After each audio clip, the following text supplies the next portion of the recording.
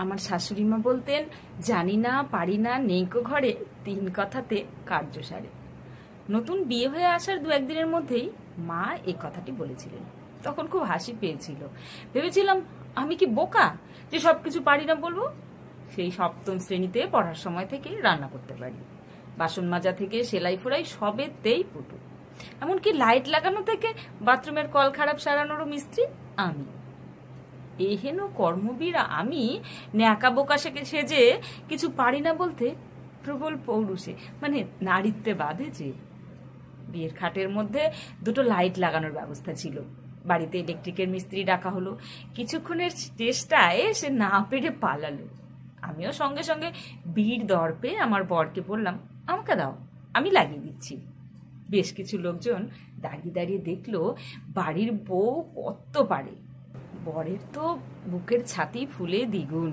উফ, কি বউ পেয়েছি যে সব একাই পারে। সেই থেকে শুরু।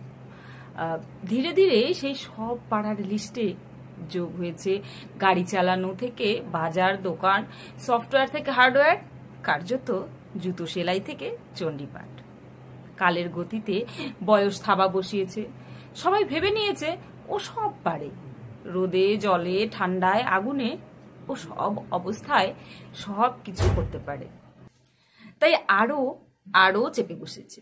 সেই চাপ নিতে নিতে একটা মানুষ ধীরে ধীরে যন্ত্রে পরিণত হয়েছে, যার নিজের কোনো সময় নেই, নিজের কোনো চিন্তা নেই, শুধুই সেবা দিয়ে যাও যতক্ষণ জেগে আছো। কেউ জানতে চাইবে না তোমার শরীরের কোথাও যন্ত্রণা আছে কিনা, কেউ জানতে চাইবে না তোমার মন কিছু চায় কিনা। ধীরে ধীরে তুমি রোবটে রূপান্তরিত হয়ে গেছো। বেশিরভাগ সব জানি বা ডু অর ডাই ভাবা মহিলাদের এটাই জীবন। যত বেশি ন্যাকা ন্যাকা হবে, কিছুই জানি না পারি না ভাব দেখাবে, যতই লোকের কাছে চোখের জল ফেলতে পারবে, ততই লোকে আহা উহু করে তোমাকে পাশে সরিয়ে রাখবে। তুমি চাপ মুক্ত থাকবে। এতগুলো বছরে আমার সংসারের বোঝা এইটাই।